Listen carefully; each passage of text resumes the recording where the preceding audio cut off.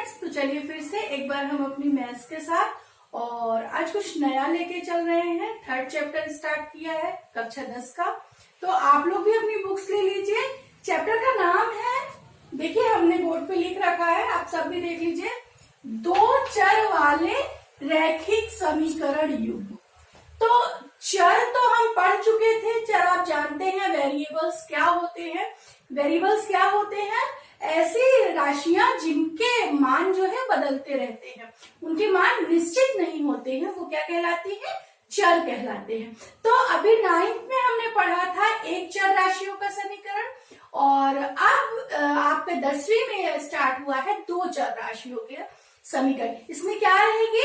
समीकरणों में दो चर राशियां रहेंगी। पाठ का नाम एक बार हम फिर से देख लेते हैं, दो चर वाले, मतलब इसमें दो वेरिएबल्स रहेंगे, दो चर रहेंगे, दो वेरिएबल्स रहेंगे। वो एक्स वाई ए बी और कुछ भी हो सकते हैं, टी यू एस टी, कुछ भी हो सकते हैं। तो दो चर रहेंगे, ठीक है।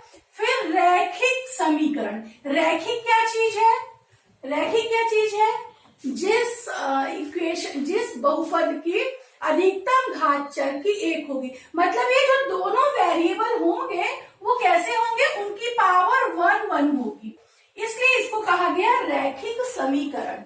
तो ये जो जितना चैप्टर हम पढ़ेंगे उसमें जितनी भी इक्वेशंस आएंगी उसमें क्या होगा? चर वेरिएबल अपने दो रहेंगे और उनकी पावर जो है वो कितनी रहेगी? 1 रहेगी, मतलब आपका ये सिंगल पावर के रहेंगे। फिर उसके बाद रैखिक समीकरण। समीकरण क्या चीज है? हमने बताया था, जब किसी बहुपद में या किसी बीजीय व्यंजक में आप इक्वल करके लिखते हो, इक्वल टू आ जाता है, दो तरफ के आपके इक्वेशंस बनती हैं, वो कहलाती है अपनी इक्वेशन। मतलब जब आपके पॉलिनोमियल में या आपके किसी भी बीजीय व्यंजक में आपका इक्वल आ जाता है, इक्वल का निशान आ जाता है, वो बन जाता है, अपना इक्वेशन बन जाती है।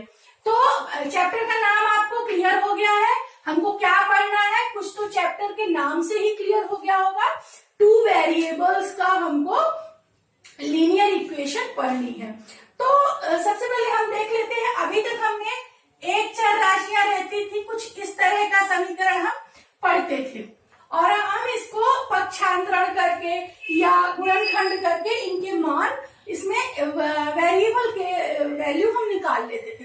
लेकिन अभी आपका चैप्टर जो है उसमें कुछ इस तरह करेगा। एक हम इक्वेशन लिखते हैं, 2x प्लस 7 ले लीजिए, 7y इक्वल टू 25, ठीक है। ये आप इसमें देख रहे हैं, पहली बात तो ये इक्वेशन है, आप इक्वेशन समझ लीजिए। ये क्या है? इक्वेशन है, अपना समीकरण है। समीकरण क्यों है? क्योंकि इसमें इक्वल टू का चिन्ह आया है, बराबर का निशान आया है। फिर उससे पहले दो चर वाले, मतलब 2 वेरिएबल्स आए हैं, इसमें दो चर राशियां आई हैं, आपके 2 वेरिएबल्स आए हैं। फिर उसके बाद दो चर वाले रैखिक, और आप इसमें देख रहे हैं पावर कितनी है? चर राशि की पावर, यहाँ वेरिएबल की पावर कितनी है? घात कितनी है? 1 है। मतलब ये कैसा समीकरण है? रैखिक समीकरण है। तो इस पूरे चैप्टर में हम दो चर राशियों वाले, मतलब 2 वेरिएबल्स वाले लीनियर इक्वेशन को सॉल्व करेंगे। तो चलिए आइए देखते हैं, अपनी प्रश्नावली उठाते हैं। 3.1 और पहला क्वेश्चन है हमारा, आपका पहला क्वेश्चन है इसमें, सब लोग देखिए, 3.1 का पहला क्वेश्चन। आफताब अपनी पुत्री से कहता है, अब 2 वेरिएबल्स है, मतलब आपके 2 पर्सन होंगे, 2 एक कंडीशंस होंगी। अगर हम दो चर राशियों का रैखिक समीकरण सॉल्व कर रहे हैं तो 2 वेरिएबल्स मतलब 2 कंडीशन, या पिता पुत्र हो सकता है, पेंसिल पेन हो सकता है, टेबल कुर्सी हो सकता है, कुछ भी हो सकता है, मतलब 2 कंडीशंस रहेंगी। उनको हम 2 कंडीशंस को चर राशियां समझेंगे, उनको चर राशियां मानेंगे। तो यहाँ पे देखिए 2 कंडीशंस क्या है? आफताब है और पुत्री है, मतलब पर्सन 2 है आपके, आफताब और पुत्री। अब बात किस पे चल रही है? 7 वर्ष पूर्व मैं तुमसे 7 गुनी आयु का था। तो बात यहाँ एज की आ रही है। तो यहाँ पे 2 पर्सन रहेंगे और 2 कंडीशंस रहेंगी और आपके 2 समीकरण भी बनेंगे, तब इनका मान हम निकाल सकेंगे। आप जब एक चर राशि रहती थी तो एक ही समीकरण से मान निकल सकता था, पक्षांतरण विधि से या आप गुणनखंड विधि से, किसी भी विधि से मान निकाल लेते थे। किंतु यहाँ पे 2 वेरिएबल्स है, इसलिए 2 समीकरणों की आवश्यकता पड़ेगी, 2 इक्वेशंस हमको बनाने पड़ेंगे और उन 2 इक्वेशंस की मदद से हम वैल्यू निकालेंगे x और y की। तो यहाँ पे बात किसकी आ रही है? आफताब और पुत्री, और किस चीज पे? आयु पे। तो आफताब की आयु, ये हो गया आफताब और ये हो गई उसकी पुत्री। आफताब क्या है? मान लीजिए आफताब की आयु x वर्ष है और पुत्री की आयु हमने y वर्ष मान ली, ठीक है। अब देखिए कहता है 7 वर्ष पूर्व मैं तुमसे 7 गुनी आयु का था। तो 7 वर्ष पूर्व इनकी आयु क्या रही होगी? अभी मान लीजिए आपकी आयु 20 वर्ष है या 10 वर्ष है और 7 वर्ष पूर्व अगर हमको निकालना होगा तो हम क्या करेंगे? हम उसमें 7 का माइनस करेंगे। तो वर्तमान आयु उनकी x वर्ष हमने मानी है और इसमें 7 वर्ष पूर्व उनकी आयु हुई x माइनस 7 और इनकी आयु कितनी हुई? y minus 7। ये 7 वर्ष पूर्व का है, ये वर्तमान आयु है आपकी, वर्तमान आयु करंट एज है ये आयु, और ये 7 वर्ष पहले की है, 7 वर्ष पूर्व की आयु है ये। आफताब की x माइनस 7 और पुत्री की y माइनस 7।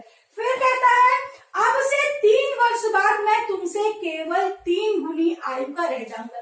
एक कंडीशन यहाँ पे आई 7 वर्ष पूर्व की और दूसरी कंडीशन आ रही है 3 वर्ष आगे की। तो अभी आयु x वर्ष है तो 3 वर्ष बाद कितनी आयु हो जाएगी इसकी? x प्लस 3 आयु हो जाएगी और इन पुत्री की आयु कितनी हो जाएगी? y प्लस 3 हो जाएगी। तो अब कंडीशंस क्या लागू करनी है हमको, इक्वेशन कैसे बनानी है, जैसा प्रश्न कह रहा है हम उस हिसाब से उन मानों को फिट करते जाएं तो हमारी इक्वेशंस बन जाएंगी। हमको कुछ भी नहीं करना है, बस इसमें लैंग्वेज जो है हिंदी की है, आपको लैंग्वेज मतलब इसमें व्याख्या करके लिखा हुआ है और आपको उसको गणितीय रूप देना है, मैथमेटिकल इक्वेशन में बनाना है। तो चलिए देखते हैं, कह रहा है 7 वर्ष पूर्व, पहली कंडीशन यहाँ पे देख लीजिए, आप यहाँ लिख लीजिए, माना आफताब की आयु, आफताब की वर्तमान आयु, वर्तमान आयु x वर्ष है और पुत्री की आयु मान लेते हैं, आप लिख लीजिएगा अपनी कॉपी में, पुत्री की वर्तमान आयु y वर्ष लेके चलते हैं, y वर्ष ले लिया हमने यहाँ पे। अब प्रश्नानुसार प्रश्न क्या कह रहा है? पहली कंडीशन प्रश्नानुसार, आपकी पहली कंडीशन क्या दी हुई है? फर्स्ट कंडीशन, जो पहला इक्वेशन जिससे बनेगा, कहता है 7 वर्ष पूर्व मेरी आयु, इस जो आफताब की आयु है 7 वर्ष पहले अपनी पुत्री की आयु की 7 गुनी थी। पुत्री की आयु कितनी थी? पुत्री की आयु y माइनस 7। अब ये कहता है कि मेरी आयु तुम्हारी आयु की 7 गुनी। देखिए हमको कुछ नहीं करना पड़ा, जो प्रश्न कह रहा है हमने बस उसको गणितीय रूप दिया है, मेरी आयु तुम्हारी आयु की 7 गुनी, मतलब जो मेरी आयु है तुम्हारे आयु की 7 गुने के बराबर है। तो इससे एक समीकरण हमको मिल जाएगा। चलिए कोष्टक खोल लेते हैं, ब्रैकेट खोल लीजिए आप, ये 7y माइनस 49। अब हम वेरिएबल्स एक तरफ ले जाते हैं और ये एक तरफ ले आते हैं। 7y को हम इधर लेके आए, माइनस हो गया और ये माइनस का है उधर जाएगा तो आपका प्लस में हो जाएगा, तो ये हो गया +7। अब ये आ गया -7y इक्वल टू -42। ये आपका एक समीकरण बन गया। इसको हम देख लीजिए यहाँ पे x minus 7y plus 42 equal to 0, ये आपका एक समीकरण यहाँ पे बन गया है। अब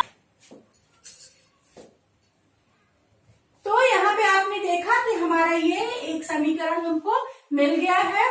और चूंकि ये 2 वेरिएबल्स की इक्वेशन है, लीनियर इक्वेशन है, इसलिए हमको दूसरा समीकरण भी प्राप्त करना पड़ेगा। क्वेश्चन ऑलरेडी आपको 2 कंडीशंस देगा, 2 पर्सन देगा, मतलब 2 आपको प्रोजेक्ट देगा और उसकी 2 कंडीशंस भी देगा, और वही 2 हमको प्रोजेक्ट उस पे आंसर निकालना है, उनके मान निकालने। यहाँ पे प्रोजेक्ट क्या था हमारा, आफ्ताब की आयु और पुत्री की आयु, एक वेरिएबल दूसरा वेरिएबल हम मान के चल रहे हैं। चलिए सेकंड कंडीशन क्या आई प्रश्नानुसार,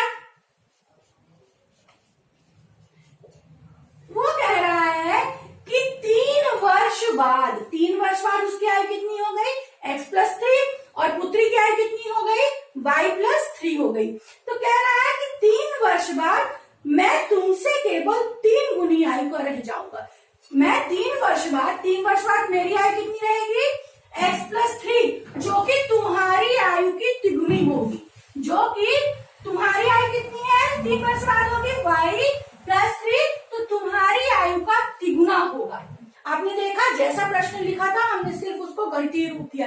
वो कह रहा है मेरी आयु तुम्हारी आयु की 3 गुनी, और मेरी आयु कब, 3 वर्ष आगे की आयु है। तो x+3 इक्वल टू y+3 का 3 गुना हो जाएगा, ये मल्टीप्लाई बाय 3 हो जाएगा। चलिए ब्रैकेट खोल देते हैं, x+3 इक्वल टू 3y + 9। अब हम एक तरफ ला लेते हैं, -3y हो जाएगा, और ये +3 है, इधर आएगा तो ये देखिए ये हमने ये कर दिया 9, और ये 3 उधर गया तो माइनस में आ गया, x - 3y इक्वल टू 6 आएगा, और इस 6 को जब आप इधर लाएंगे तो वो -6 हो जाएगा।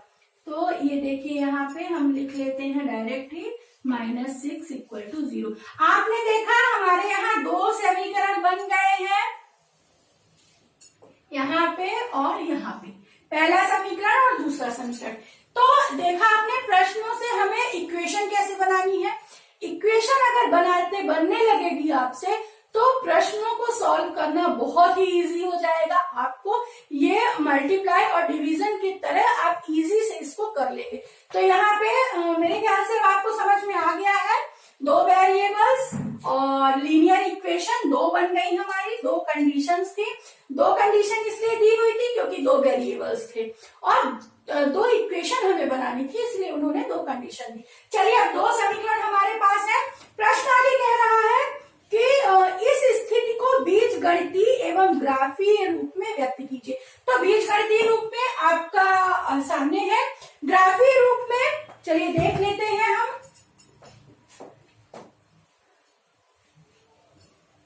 दो इक्वेशन बने हैं हमारे, x - 7y +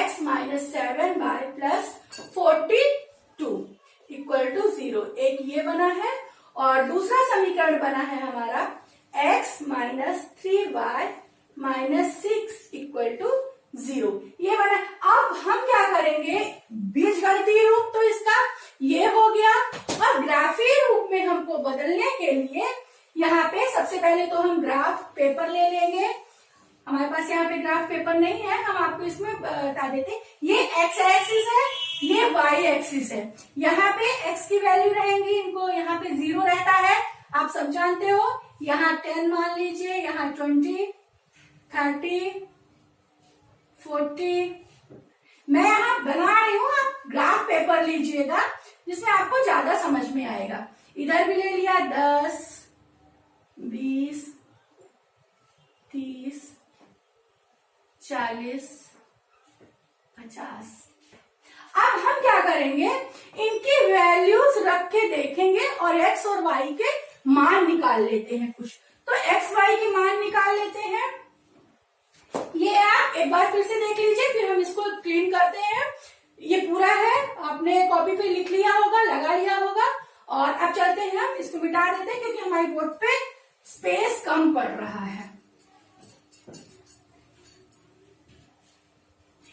अब हम देखेंगे वैल्यूज रख के, ये आपने 9th में सीखा था। तो यहाँ पे हम 2 लेके चलते हैं, x और y यहाँ पे। तो पहले समीकरण के लिए, पहले समीकरण के लिए है, तो हम y की कुछ वैल्यू पुट करते हैं, उससे हमारा x का मान आएगा। तो मान लीजिए y इक्वल टू हमने रख लिया 8 रख लिया, y इक्वल टू हमने 8 रखा, तो 8 रख के देखिए कितना आता है 7, और y की जगह पे हमने क्या रख दिया 8 रख दिया, प्लस 42 इक्वल टू 0। तो ये हो गया, ये -56 8 7 56 प्लस 42 इक्वल टू 0। अब -56 में 42 क्या हो जाएगा, माइनस हो जाएगा, कितना आएगा आपका, ये आ गया आपका 6 में 2, ये 4, ये -14 आ गया। माइनस इसलिए आया क्योंकि माइनस वाला आपका बड़ा था। तो x की वैल्यू यहाँ पे कितनी आ गई, आप 14 को उधर ले जाइए, प्लस में बदल जाएगा, x की वैल्यू कितनी आई आपकी 14 आ गई। मतलब आपने y इक्वल टू जब 8 लिया तो आपकी x की वैल्यू आई 14 आ गई। आप दूसरी वैल्यू रख के देखते हैं, मान लीजिए हम यहाँ पे y इक्वल टू आप रख लीजिए 6, बहुत छोटे मान नहीं लेंगे, नहीं तो 0 और 2 के बीच ही अटक जाएगा और अपना ग्राफ बन नहीं पाएगा। तो 6 लिया हमने। अब y की जगह हम 6 रख के देखते हैं, x माइनस 7, और ये y की जगह आया हमारा 6 प्लस 42 इक्वल टू 0। ये 42 आ गया प्लस 42 इक्वल टू 0, ये कैंसिल हो गया, घट गया 42 में से 42, x इक्वल टू कितना बचा 0। तो देखा आपने जब हमने 6 लिया तो x की वैल्यू कितनी आ गई, यहाँ पे 0 आ गई। अब लेते हैं दूसरा समीकरण। दूसरा समीकरण हमारा क्या है, यहाँ पे दूसरा समीकरण हमारा x माइनस 3y दूसरे समीकरण के लिए, पहले समीकरण के लिए था, और दूसरे समीकरण के लिए हम ये बना लेते हैं फिर से। तो अब यहाँ पे x की वैल्यू और y की वैल्यू, हम y की वैल्यू उसी तरह पुट करेंगे और x की वैल्यू भी हम x की वैल्यू उसी तरह हम निकालेंगे यहाँ पे। तो आप यहाँ पे चलिए देखते हैं क्या रख लिया जाए, y इक्वल टू 0 रख के देखते हैं। तो x माइनस 3 और y इक्वल टू 0 हो गया। तो ये आ गया आपका x, ये 0 हो गया आपका, -6 इक्वल टू 0, ये 0 आ गया पूरा आपका, और x इक्वल टू आ गया 6। तो x की वैल्यू कितनी आई आपकी 6 आई। तो यहाँ पे आपने देखा y इक्वल टू 0 रखा हमने, तो x की वैल्यू हमारी 6 आ गई है, जो कि हमने रख लिया। उसके बाद एक और वैल्यू रख लेते हैं हम, तो क्या रख लिया जाए, 2 रख के देखते हैं। कुछ भी वैल्यू हो सकती है, ग्राफ कैसा भी बन सकता है, हम अपनी सुविधा के अनुसार लेंगे। आप दूसरी वैल्यूज भी पुट कर सकते हैं और आप ग्राफ बना सकते हैं। चलिए 2 रख के देखा हमने, x सेकंड, ये दूसरे समीकरण के लिए है, ये पहले समीकरण के लिए था, अब दूसरे समीकरण की बात चल रही है। तो -3 और y की जगह हम दूसरे समीकरण में अब ले रहे हैं 2। तो यहाँ पे आया -6 और ये -6 इक्वल टू 0। तो x इक्वल टू क्या हो गया, ये -6 और -6 12। तो ये आ गया 12, उधर जाएगा तो ये आ गया आपका x इक्वल टू 12। आपने देखा यहाँ पे हमने 0 लिया तो x की वैल्यू 6 आई। यहाँ पे देखा, यहाँ समीकरण 1 और ये समीकरण 2 के लिए x और y की वैल्यू आई। हमको प्रश्न कह रहा है कि आप इसको बीजगणितीय और ग्राफीय विधि दोनों से दर्शाइए। तो बीजगणितीय रूप हमारे सामने है, ग्राफीय रूप के लिए हमने x और y के कुछ मान ले लिए हैं और चलिए ग्राफ पे रख के देखते हैं। तो पहला है जो हमारा, वो कह रहा है कि x इक्वल टू 14 और तो y equal to 8। x equal to 14 हमारा कहाँ पे आएगा, हमने पढ़ा था, ये कहीं यहाँ 10 के आगे आएगा। तो ये मान लिया हमने, आप ग्राफ पेपर में करिएगा, गिन के लीजिएगा, 10 के आगे जाइएगा 14, तो ये यहाँ पे कहीं पे आया देखिए, और फिर y की वैल्यू तब आएगी 8, तो ये कहाँ पे आएगी 10 से थोड़ा सा नीचे आएगी। तो यहाँ पे ये कहीं पे हमारी 2 वैल्यू यहाँ पे हमको मिला। तो ये पॉइंट हमारा कहे का हुआ, ये पॉइंट हमारा 14 और 8 वाला हुआ। 10 के आगे एक्स एक्सिस पे 14 लिया हमने, 14 यहाँ पे, 10 के आगे गए 4, और वाई एक्सिस पे हमारा 8 आया है जो कि 10 के नीचे होगा। तो ये बिंदु हमारा कहीं पे यहाँ पे मिलेगा, ये बिंदु हमने मान लिया ये हुआ। ये कौन सा बिंदु है हमारा? 14 और 8 का, ठीक है। अब दूसरा है जब हम y इक्वल टू 0 लेंगे तो सॉरी x इक्वल टू 0 लेंगे तो y 6 आएगा। तो x 0 तो वो इसी एक्सिस पे रह जाएगा, और 6 तो ये 6 कहाँ पे आएगा? यहाँ पे कहीं पे आएगा आपका। 5 यहाँ पे आया मान लीजिए, तो 6 आपका यहाँ पे आया, तो ये 6 आपका हो गया। तो ये कौन सा पॉइंट हुआ आपका? 0 और 6 का पॉइंट हुआ, 0 और 6 का पॉइंट हुआ। 2 पॉइंट मिल गए हैं आप यहाँ पे। अब दूसरा पॉइंट हम देख लेते हैं कहाँ पे मिलेगा, दूसरे समीकरण के लिए पॉइंट्स कहाँ पे मिलेंगे। तो जब x इक्वल टू हमने 6 लिया तो y equal to 0, x axis पे हम 6 लेंगे, ये यहाँ पे कहीं पे आएगा, और y के लिए हमने कितना लिया है? 0 आ गया है, तो वो यहीं पे आएगा। ये पॉइंट आपका हो गया 6 और 0 का यहाँ पे। अब दूसरा पॉइंट है हमारा 12 और 2 का, मतलब x एक्सिस पे हम 12 लेंगे और y एक्सिस पे 2 लेंगे। तो यहाँ पे 12 यहाँ पे कहीं पे आएगा, ये बिंदु आएगा आपका, 10 के आगे 2 चले जाइए, यहाँ पे आ गया, और ये आया 2, y पे आएगा 2, तो ये 2 कहाँ पे आएगा? ये यहीं पे कहीं पे आएगा, ये देखिए। अब हम क्या करेंगे, हम खींचेंगे आपकी रेखा खींचेंगे, आपका लाइन खींचेंगे। तो आप लाइन ड्रॉ कीजिए, ये देखिए, ये कहीं यहाँ से गई ये, और दूसरी लाइन आपकी यहाँ से गई ये।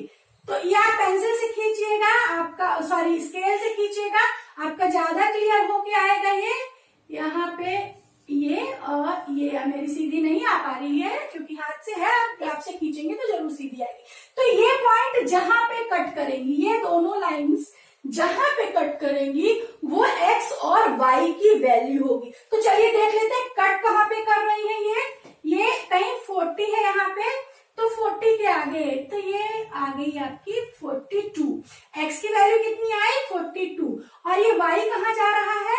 y देखिए 10 के आगे आप काउंट कर लीजिए अगर, तो ये कहीं पे यहाँ पे मिल रहा है, मतलब 10 के आगे 2 आगे चले जाइए, 12 आ गया आपका यहाँ पे। तो आपने देखा कि कैसे हमने ग्राफ विधि से x और y की वैल्यू निकाल ली। एक हमने x यहाँ पे लाइन खींची पहले समीकरण के लिए, और दूसरी लाइन खींची हमने दूसरे समीकरण के लिए।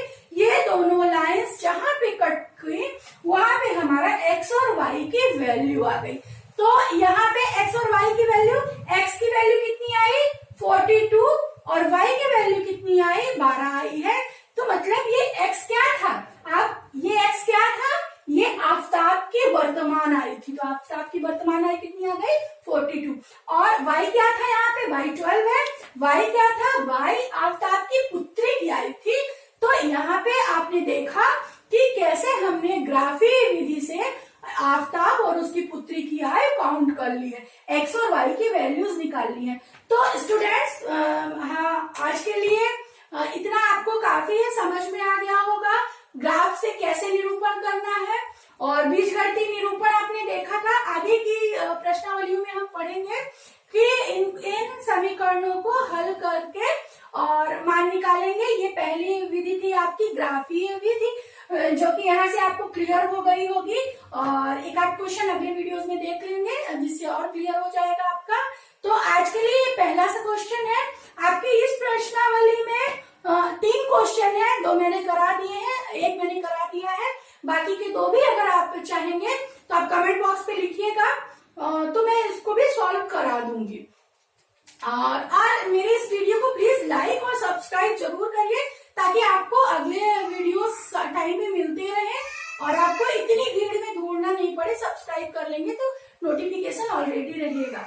पता चला एक बार मैं मिली और फिर गुम हो गई, तो आपको ऐसा नहीं करना पड़ेगा। तो सब्सक्राइब जरूर कीजिएगा, लाइक कीजिएगा, ये मेरे लिए होगा आपकी तरफ से। तो थैंक्स, आज के लिए इतना है।